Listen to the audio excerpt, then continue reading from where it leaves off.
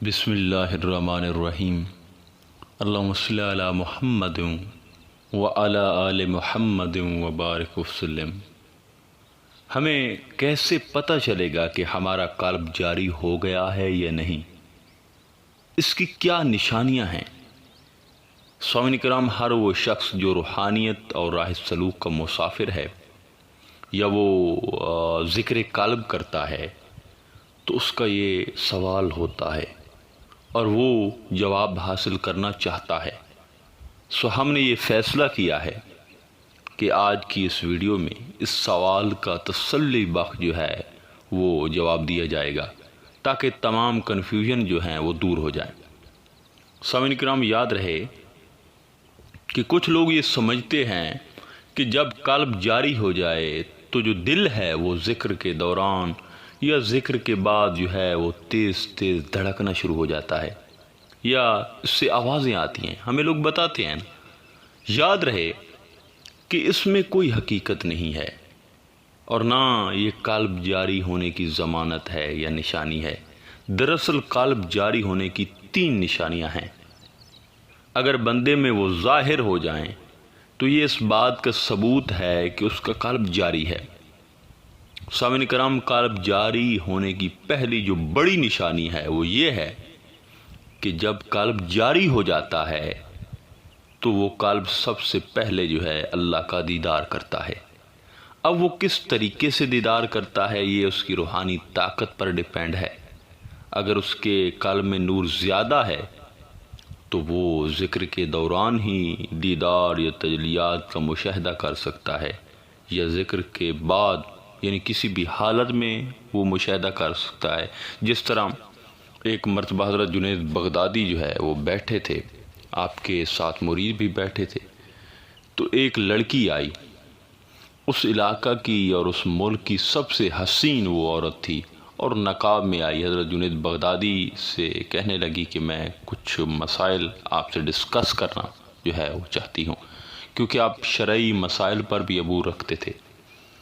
تو آپ نے فرمایا کہ جی پوچھیں۔ اس نے کہا جی اے جنید، میرا جو شوہر ہے وہ دوسری شادی کرنا چاہتا ہے اور میں یہ چاہتی نہیں، آپ اس کو روکیں، کیونکہ آپ بڑے اللہ والے ہیں، آپ کی بات سارے مانتے ہیں۔ تو حضرت جنید بغدادی نے کہا کہ میں یہ اس کو کیسے منع کروں، کیونکہ شریعت میں اس کی اجازت ہے، وہ کر سکتا ہے، آپ متفق ہو جائیں اس سے۔ تو اس نے کہا کہ اے جنید، کاش کہ آپ میرا حسن کو دیکھتے کہ میں کتنی حسین ہوں، میں اب تو نقاب میں ہوں، اگر آپ مجھے دیکھ لیتے تو آپ خود یہ کہتے کہ جس کی عورت اتنی حسین ہو وہ کیسے دوسری شادی کر سکتا ہے یا دوسری جو لڑکیاں ہیں، عورتیں ہیں، ان کی طرف مائل ہو سکتا ہے۔ جب اس نے یہ بات کہی تو حضرت جنید بغدادی جو ہے اس بات کو سن کے بے ہوش ہو گئے۔ اس عورت نے جب دیکھا تو وہ بھاگ گئی، عورت کا دل کمزور ہوتا ہے، وہ چلی گئی کہ اس کو کیا ہو گیا ہے۔ تو جو مرید تھے وہ آپ کو پانی دینے لگے اور کوئی پاؤں کی مالش کرنے لگے کہ یہ کیا ماجرا کیا ہوا ہے حضرت سے۔ تو کچھ دیر کے بعد جو ہے نا، کافی دیر کے بعد، کچھ گھنٹوں کے بعد آپ کو ہوش آ گیا۔ تو مرید کافی غصے میں تھے، طالب جو آپ کے تھے، کہ حضور ہم اس عورت کو چھوڑیں گے نہیں، اس نے کوئی ایسی بات کہی جس کی وجہ سے آپ پر غش طاری ہو گیا، آپ بے ہوش ہو گئے۔ تو آپ نے فرمایا کہ نہیں، اس عورت نے تو مجھ پہ بڑی مہربانی کی ہے۔ تو مریدوں نے کہا حضور وہ کیسے؟ تو اس نے کہا حضور نے کہ جب اس عورت نے یہ مجھے کہا کہ جس کی عورت اتنی حسین ہو وہ شوہر کیسے دوسری شادی کر سکتا ہے، تو اس وقت رب نے مجھے اپنا دیدار کروایا اور کہا اے جنید، جس کا رب اتنا خوبصورت ہو وہ دوسری چیزوں کی طرف کیسے مائل ہو سکتا ہے۔ تو جب میں نے اس ذات کا جلوہ دیکھا، اس کا دیدار دیکھا، تو اس کے حسن میں وہ مٹھاس تھی کہ اور وہ تجلیات تھی، وہ ایک حسین بکھیریں تھی کہ میں ان کو دیکھ کے جو ہے وہ بے ہوش ہو گیا۔ اسی طرح سامعین کرام، مراقبہ میں بھی اللہ کا دیدار ہو سکتا ہے، اور سب سے آخری درجہ جو ہوتا ہے دیدار کا وہ خواب ہے۔ خواب میں بھی اللہ کا دیدار اسے ہو جاتا ہے، جس کا قلب جاری ہو جائے، وہ خواب میں بھی اس ذات کا دیدار کر سکتا ہے۔ اب دیدار کی پہچان کیا ہے؟ کیونکہ آپ جانتے ہیں کہ اس راہ میں اور بھی صورتیں آتی رہتی ہیں۔ اب کچھ لوگ کہتے ہیں کہ جسے دیدار نصیب ہو جاتا ہے، اگر وہ اینٹ پر نظر ڈالے تو وہ سونا بن جاتی ہے، مگر اس بات پر بھی شک ہے کیونکہ یہ طاقت ابلیس کو بھی حاصل ہے۔ اب کچھ لوگ کہتے ہیں جسے دیدار الہی نصیب ہو جائے تو وہ کسی کی آنکھوں کا نور یا جسم کی طاقت سلب کر لیتا ہے، یا آسیب زدہ مریض کو جو ہے وہ پل بھر میں اچھا کر لیتا ہے، لیکن اس میں بھی شک ہے۔ وہ آسیب بھی شیطانی ہو سکتا ہے اور شیطان اسے جو ہے وہ روک سکتا ہے، کیونکہ شیطان کا بندہ ہے وہ جو مسلط ہے، تو اس بات میں بھی کوئی کنفرمیشن نہیں ہے، یہ کام شیطان کر سکتا ہے۔ دیکھیں، جسے دیدار الہی نصیب ہو جائے اس کی اصل اور آخری پہچان یہ ہے کہ اس کی نظر میں کافر، مسلم، ہندو، بد نصیب، با نصیب، زندہ ہو یا مردہ، یہ سب ایک ہوتے ہیں۔ اس کی وجہ کیا ہے؟ کیونکہ اس کے پاس وہ طاقت ہوتی ہے کہ وہ ایک ہی نظر سے قلب کو، خواہ وہ کافر کا ہو، مسلمان کا ہو، بد نصیب کا ہو، زندہ کا ہو، مردہ کا ہو، اسے زندہ کر کے اسے خدا رسیدہ بنا دیتا ہے۔ اور دیدار کی نشانی یہ ہے کہ جو اللہ کو دیکھ لیتا ہے وہ پھر نہیں یہ کہہ سکتا کہ میں ہوں۔ اللہ کو دیکھنے کے بعد بھی اگر کوئی یہ کہے کہ میں ہوں تو وہ جھوٹا ہے، اس نے اللہ کو نہیں دیکھا، بلکہ انتہائے فقر پر وہ پہنچ کر حاضر اور ناظر رہتا ہے۔ جو اللہ کو دیکھ لیتا ہے وہ کہے تو کیا کہے کہ اس کی آنکھیں تو جو ہے ہر دم دیدار الہی میں محو رہتی ہیں۔ اللہ کا دیدار کرنے والا دائمی خاموشی اختیار کر لیتا ہے اور غرق فی توحید ہو کر جو ہے وہ خون جگر پیتا رہتا ہے۔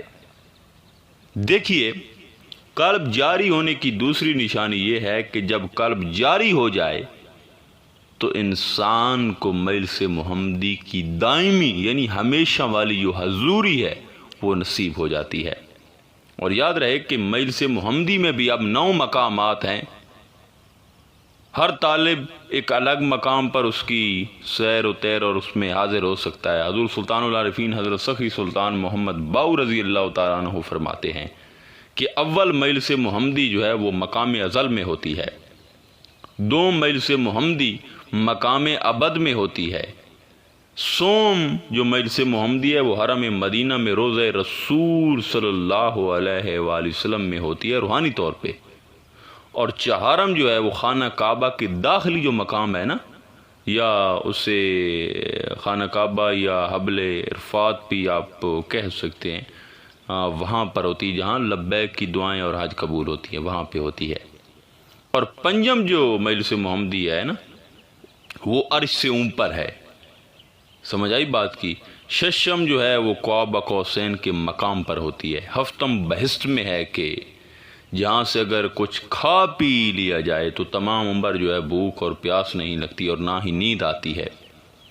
اور ہشتم جو مجلس محمدی ہے وہ حوض کوثر کے مقام پر، جہاں نبی کریم صلی اللہ علیہ وآلہ وسلم کے دست اقدس سے جو ہے شرابن طہورن پی لیا جائے تو وجود پاک ہو کر معطر ہو جاتا ہے۔ جبکہ نہم مجلس محمدی جو ہے وہ ربوبیت کے انوار میں غرق ہو کر دیدار سے مشرف ہونے کے مرتبہ پر ہوتی ہے۔ لہذا اگر کسی کا قلب جاری ہے تو 9 مقامات میں سے کسی ایک مقام کی حضوری جو ہے اسے روحانی طور پر یا خواب میں یا مراقبہ میں اسے نصیب ہوتی ہے، کچھ نہ کچھ ہوتا ہے۔ دیکھیے، قلب جاری ہونے کی تیسری نشانی یہ ہے کہ انسان کا قلب ایک لمحہ کے لیے بھی جو ہے وہ ذکر اللہ سے غافل نہیں رہتا اگر وہ جاری ہو جائے۔ حتیٰ کہ جب انسان نیند میں ہوتا ہے تو وہ سوئے ہوئے بھی اپنے قلب سے جو ہے اللہ اللہ کی صدائیں سنتا ہے، اور موت کے بعد جو ہے یہی آوازیں قبر سے بھی نکلتی ہیں، یہی قلب قبر میں بھی یاہو اللہ کی صدائیں لگاتا ہے۔ اور اگر کبھی زندگی میں ایسے زندہ و جاری قلب کے حامل شخص سے اللہ کی خدمت کا ایک وظیفہ یا کوئی عمل یا ذکر جو ہے وہ ترک ہو جائے تو اس کے دل کو اتنا افسوس، دکھ اور غم ہوتا ہے کہ جتنا کسی حرص سے دنیا رکھنے والے کو مال و دولت کے چھن جانے اور نقصان پر ہوتا ہے۔ اللہ کی بندگی کا شوق، رغبت اور چاہت اتنی شدت کی ہوتی ہے اس میں کہ جتنی بھوکے کو آپ کہہ لیں کہ کھانے کی چاہت ہوتی ہے اور پیاسے کو ٹھنڈے پانی کی طلب ہوتی ہے۔ سخت گرمی کے موسم میں شدت پیاس کی حالت میں بندے کو جو ہے ٹھنڈے پانی کے حصول سے جتنی لذت ملتی ہے اس سے کروڑ گنا بڑھ کر اس کو رب کی خدمت، محبت اور عبادت و ذکر میں لذت ملتی ہے۔ اور اسے یاد رہے کہ ذکر یا عبادت بوجھ نہیں لگتی جس طرح عام انسانوں کو لگتی ہے یا ان کو کیفیت نصیب نہیں ہوتی۔ نہیں، اس کا معاملہ الگ ہوتا ہے۔ جس کا قلب جاری ہو، جب وہ اللہ کے ذکر، عبادت اور اللہ کی یاد میں محو ہو تو دنیا کے سب جو غم ہیں وہ اس طرح بھول جاتا ہے کہ جیسے کوئی غم اسے تھا ہی نہیں، اور اس کا دل جو ہے وہ کبھی غیر سے مانوس نہیں ہوتا۔ اس کو انس، رغبت، راحت، سکون اور لذت جب بھی آئے تو اللہ اس کے رسول کی یاد میں، ذکر میں آتی ہے اور وہ غیر کی طرف نہیں جاتا۔ جس طرح حضور سلطان العارفین سرکار فرماتے ہیں نا کہ جو شخص ذکر اللہ میں مشغول رہتا ہے تو وہ ثانی خضر ہو جاتا ہے، اور جو شخص ذکر اللہ سے غافل رہتا ہے تو وہ مردود تر ہو جاتا ہے۔ آخر میں دعا ہے کہ اللہ تعالیٰ ہم سب پہ اپنا کرم خاص فرمائے۔ انشاءاللہ تعالیٰ ملتے ہیں ایک نئے موضوع میں، تب تک اللہ نگہبان۔